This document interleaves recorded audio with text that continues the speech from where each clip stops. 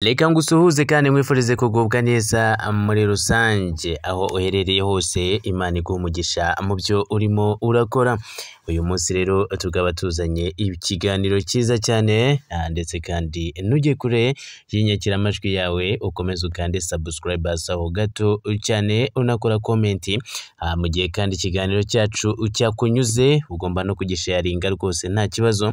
Hagati aho ngaho ndetse kandi akaba ariyo nkunga rwose ihambaye gukoraho kwiyo like cyangwa se gutanga comment mu byo wumva ko nawe unyuramo, cyangwa se ukaduha inyunganizi ku bundi busobanuro twazabahereza mu kiganiro cyacu. Aho ngaho rwose nabyo kandi uba uteye intambwe nziza. Komeza ubane natwe rero gatanu ku kandi. Uyu munsi ese mbafitiye insanganyamatsiko y'uyu munsi ni ukurota uguruka. Ese ibi byaba bisobanura iki? Nanone kandi insanganyamatsiko y'uyu munsi ngo kurota inzuki zikurya. Ese ibi byo byaba bisobanuye iki? Aha ngaha rero nicyo kintu tugiye kugenda tugarukaho cyane, ndetse no kurota izindi nzozi zigiye zitandukanye. Ahangaha nko kurota inzoka zigutondagira cyangwa se inzoka ikwirukaho. Ibi nabyo ndaje mbanyuriremo muri make cyane. Ndabasuhuje mwese rero abari mu gace ka USA, aho za Kenya, za Tanzania, aho ngaho za Singapore ndetse no mu tundi duce dutandukanye aho ku mugabane w'Uburayi. Ndizera yuko kandi amajwi yacu abageraho gatanu ku kandi. Uyu munsi rero reka dutangire ku kiganiro kijyanye no kuborota ndetse umuntu aguruka. Ese ibi byo byaba bisobanuye iki? Ibi bintu rero byo kurota umuntu aguruka mu kirere ni ibintu byiza cyane. Ahangaha ni igisobanuro cyiza cyane. Ahangaha nk'uko abasobanuzi babisobanuye neza b'inzobere bemeza neza yuko kandi iyo umuntu aguruka ajya mu kirere ndetse adafite ubwoba, ahangaha bivugwa neza yuko ari ukuzamurwa mu ntera, ndetse kandi bikavugwa neza yuko intego zawe wazigezeho.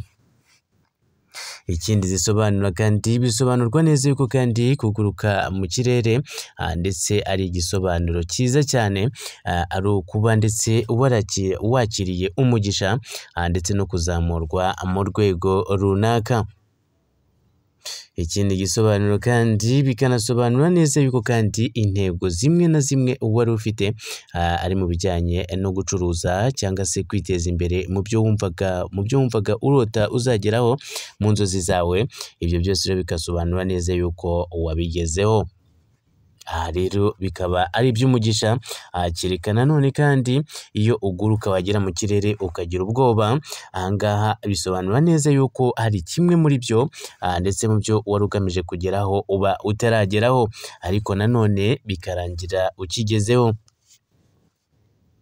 Ahandi rero kurota nanone kandi inzuki zikurya, ahangaha igisobanuro cyabyo ndetse bisobanura yuko ahangaha ufite abanzi benshi cyane ndetse kandi banakugirira ishyari. Bityo rero bikanavugwa neza yuko aba banzi ari abaguhoza ku nkeke ndetse kandi bahora bakubangamira buri munsi. Aba rero mukaba ari abo muba mwadikanyije cyangwa se ari abo muhora mupfa akazi bya buri munsi. Ibyo rero iyo inzuki zikurya wakanguka ukazibura, ibi ngibi bikaba bisobanura neza yuko abo banzi baba bazageraho bakagenda ndetse kandi ugasigarana umutuzo wabo, ugasigara umeze neza ndetse nta kibazo gihari.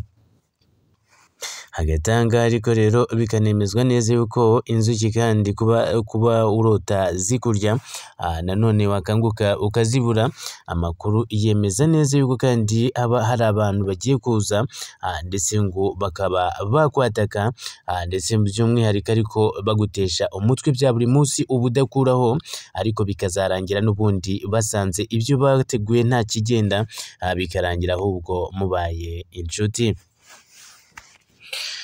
Ahangaha nanone kandi hari umukunzi wacu waduhaye message mu minsi ishize, aho yatubwiye ati ese kurota inzoka ikwirukaho byaba bivuze iki? ahangaha rero ni ukuba ukora akazi kawe ndetse kandi ukabona akatarangira ndetse niyo kanarangira ukabona ibindi bibazo biza byituramo. Ibi byose rero bikaba ngombwa ko ariko kwa kurota inzoka ikwirukaho ariko bikarangira uyicitse. Nanone kandi undi mukunzi wacu yaje kutubwira ko atese kurota inzoka zigutondagira ibyo byaba ari ibiki. Ahangaha nyamuneka rero kurota zigutondagira ni ibibazo biba byakwegereye cyane ndetse ni ibibazo biba byakurenze mu ntera ndetse mu kigero cyo gushyuha umutwe. Ibi byose rero bigasobanura neza yuko kugira ngo wigoboture ibyo bibazo ari uko uba ugomba kureba ndetse intego wihaye ku mwaka, ese ukareba ngo intego nihaye nandika, ese izo nagiye nkora gake gake ni iyihe, ese intego ngezeho yambereye akasamutwe, ese yaba imeze ite, ese ifite ubushobozi bungana iki. Mu gihe rero izo ntego kandi muri izo ntego wihaye harimo iyo yakunaniye wumva ko iremereye cyane, bisaba gusubira inyuma gato cyane ukitonda ukabitwara gake cyane, ndetse hari naho byagusaba imbaraga nyinshi cyane ndetse n'imbaraga zo mu mufuka. Ariko gusa nanone bigasaba ngo ukore uhereye ku kantu gato cyane ndetse ugerageze uzamure paka utsinze cya gitego cya kintu cyakuzengereje. Gusa ariko abahanga bemeza neza yuko kandi ikintu utabasha gukozaho imitwe y'intoki, icyo ngicyo ngo ntabwo kiba ari icyawe. Gusa ariko iyo ugifite mu ndoto, abahanga bemeza neza yuko amaherezo kabone ngo niyo haba umwaka wose ndetse uba uzakigeraho nta kabuza, ngo kereka ikirenze ubushobozi cyangwa se ubona ko wenda kugitunga bigoranye cyane, icyo ngicyo ntabwo wagikozaho imitwe y'intoki. Ngo gusa umuntu yifuza aho areshya nabyo, ati kuko ntago kanaka yagura imodoka ndetse y'amapine 12 wowe ufite wenda ivatiri uvuga ngo urahita uyigura mu kwezi kumwe. Ati ibyo ngibyo nibirya bishoboka, ataho ni kwa kuribwa umutwe ndetse kandi bikarangira urose nabi. Ariko gusa nanone kandi mu ntego zawe wiha intego uzageraho bitewe no mu mufuka uko areshya. Ati rero gutyo rero, ati hagati aho ngaho kurota utondagirwa n'inzoga, ati bisobanuye ko mbese hari ibintu bikugarije cyane ndetse ubona bitarangira, bihoraho harangira akaza ibindi, byanarangira akaza ibindi. By'umwihariko rero ibyo byose rero akaba ari ibibazo bigiye bitandukanye. Hari undi muvandimwe wacu watubajije ati ese kurota umuntu ari kurya ubuki ni iki? Kurota uri kurya ubuki ni umugisha, ni ibintu ndetse byiza cyane. Ahangaha ni amahirwe uba ugiye kugira ndetse yo kwakira ibintu bijyanye n'amafaranga. Gusa nanone kandi ikindi, kurota uri kuguruka bivugwa neza yuko kandi mu gihe ngo umuntu yishimye nabwo ngo hari igihe usanga yarose yagiye mu birere. Bikanavugwa neza yuko kandi ngo nta kimukanga, ntabwo bafite. Ahangaha bivugwa neza yuko ngo ari umunezero nanone uhambaye, mu gihe kandi wumva ko umeze neza nta cyagukomye mu nkokora.